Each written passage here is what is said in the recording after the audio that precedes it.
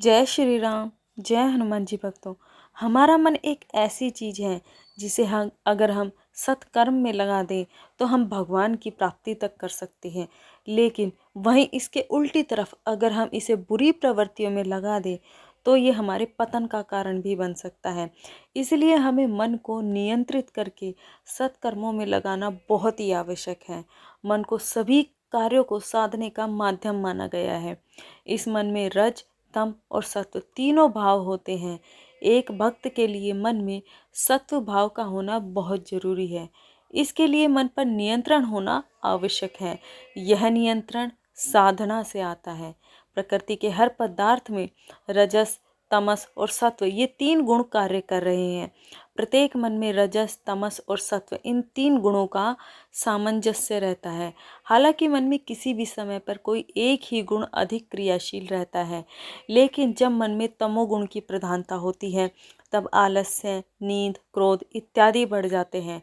उसकी सोच में घृणा, हिंसा, द्वेष प्रकट होते हैं। जब मन में रजोगुण बढ़ता है तब मनुष्य का तन अति क्रियाशील हो जाता है और मन की सोच बहुत ज़्यादा बढ़ जाती है। और राजसिक व्यक्ति का मन अति क्रियाशील होने से द्वेष, द्वंद्व की स्थिति में रहता है और हमेशा लड़ने झगड़ने में ही समय बिताता है। राजसिक मनुष्य की क्रियाशीलता हमेशा ही नकारात्मक भी नहीं होती, सकारात्मक भी होती है। वह काम कर सकता है, दौड़ सकता है, जिससे शरीर की क्रियाशीलता बढ़ जाती है। ऐसा मनुष्य टिक कर नहीं बैठ सकता, कुछ न कुछ हमेशा करता ही रहेगा। इसके विपरीत तामसिक मनुष्य जब भी कुछ कार्य करेगा तो गलत ही करेगा। राजसिक मनुष्य संभवतः कुछ सृजन भी करेगा, अच्छा काम भी करेगा, लेकिन तामसिक मनुष्य केवल नकारात्मक ही कार्य करेगा। ऐसे ही जब मन में सत्व गुण का प्रभाव बढ़ता है तब सात्विकता, पवित्रता, ध्यान, एकाग्रता, सुमरन जैसे सुंदर भाव प्रकट हो जाते हैं। अगर आप अपने सात्विक भाव को गहरा करने के लिए साधना करते हैं तो सत्व गुण और बढ़ जाता है। अगर सत्वगुण को बढ़ाने के लिए साधना नहीं करेंगे तो मन में रजस या तमस की अधिकता रहेगी। जब आप किसी महात्मा के सानिध्य में रहते हैं तो बिना चाहे आप या बिना मांगे आपको उनके ज्ञान की, वैराग्य की और ध्यान की ऊर्जा मिलती रहती है। तीन गुणों की तरह ही मन के तीन तल भी होते हैं: चेतन, अवचेतन और अचेतन मन। मनुष्य किसी जन्म में पशु, किसी जन्म में पक्षी और किसी जन्म में मनुष्य रहा है। इन योनियों में दुख, सुख, खुशी, उन्माद, प्रमाद, काम इत्यादि की अनुभूतियों की छाप उसके अचेतन मन में पड़ी हुई है। करोड़ों जन्मों में आपने जो भी कुछ देखा या जो भी कुछ चाहा, जो भी कुछ सुना, उस हर अनुभव के संस्कार बीज रूप से आपके अचेतन मन में है।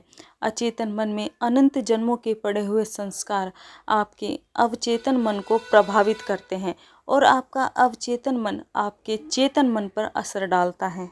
इसे हम एक उदाहरण से समझते हैं कि मान लीजिए आप एक बड़े से टैंक में बहुत सी चीज़ें जैसे रसोई का बचा हुआ खाने पीने का सामान, कपड़ा, कूड़ा, कागज, पत्रिका, पुरानी अखबार, कोई और को कबाड़ डालते जाओ और फिर उसको 20 साल के बाद उसे खोलो, तो क्या वो सारी चीज़ें आपको वैसे ही मिलेंगी जैसी डाली थी? बिल्कुल नहीं। सब चीज़ें बिगड़ चुकी होंगी, उनके रंग रूप सब बदल गए होंगे, उनमें रासायनिक बदलाव भी आ गया होगा। आप खुद भी उनको पहचानना चाहोगे तो पहचान नहीं पाओगे। यही हालत तुम्हारे अचेतन मन में जन्मों जन्मों से पड़े हुए संस्कारों की है कि सीधे आप खुद भी उन्हें नहीं पहचान पाओगे।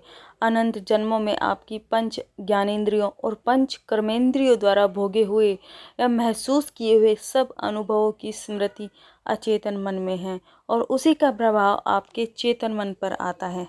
मनुष्य संसार की दौड़ से बचने के लिए आध्यात्मिक प्रवचन सुनता है, उस पर अमल करने की कोशिश भी करता है, पर अमल होता नहीं, क्योंकि अचेतन मन में जा चुके संस्कार इतने प्रभावशाली होते हैं कि गुरु का सुना हुआ ज्ञान, पढ़े हुए ग्रंथ ये सब नाकाम हो जाते हैं।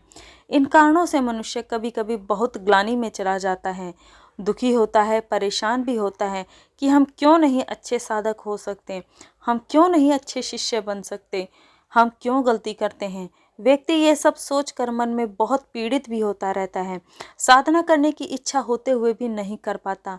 इसके पीछे का कारण यह है कि आपके संस्कार और मन में प्रधान रूप से होने वाले रजोगुण और तमोगुण, रजोगुण और तमोगुण को नियंत्रित करने के लिए और सत्वगुण को बढ़ाने के लिए, मन की अशुद्धियों को और कुसंस्कारों को दूर करने के लिए दो चीज़ें जीवन में ज़रूर लाएं।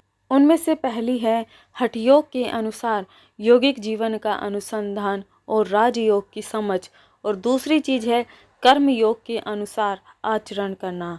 हठ योग में यम नियम का पालन, अस्तेय, अपरिग्रह, आचौर्य, शौच मतलब तन और मन की शुद्धि, सत्य वचन, अपरिग्रह मतलब चीज़ों को इकट्ठा ना करना, ये सब आते हैं। अपने जीवन में तपस्या को लाएं।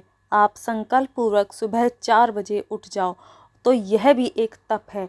गुरु की आज्ञा का पालन करना भी तप है। निष्काम सेवा करना भी तप है।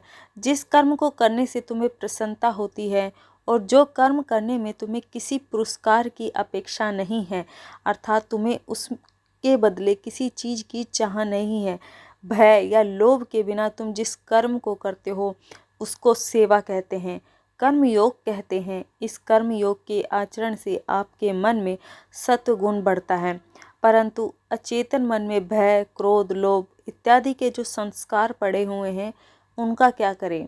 ये तो ऐसे बीज हैं जहाँ से फसलें निकलती ही रहेंगी। आप जब तक जड़ नहीं काटोगे तब तक पेड़ तो बढ़ता ही रहेगा ना। शरीर मन का ही स्थूल रूप है और मन शरीर का सूक्ष्म रूप है। आसन प्राणायाम होते तो शरीर के द्वारा ही हैं, पर उनका प्रभाव सीधे आपके मन पर आता है। आप यह बात अच्छे से समझिए कि अनियंत्रित और असंयमित मन कभी भी साधक नहीं हो सकता है। इसलिए अगर मन में रजोगुण या तमोगुण ज़्यादा है तो उसको ठीक करने के लिए संकल्पबद्ध होकर साधना कीजिए। खूब भगवान का नाम जप कीजिए। उठते बैठते सोते जागते हमेशा भगवान का नाम ही आपके मन में होना चाहिए, भले ही आपका मन करे या ना करे। अगर आप ऐसा हठपूर्वक करते रहोगे तो भगवान आपके मन से सभी बुराइयों को खत्म करते हुए आपके मन को परमात्मा में एक जगह नियंत्रित कर देंगे और उसके बाद आपके जीवन में सकारात्मकता का संचार होगा। वीडियो अच्छी लगे तो वीडियो को लाइक ज़रूर करें। चैनल को आप सब्सक्राइब भी कर सकते हो। जय श्री राम, जय हनुमान जी भक्तों। आप सभी का दिन शुभ और मंगलमय हो।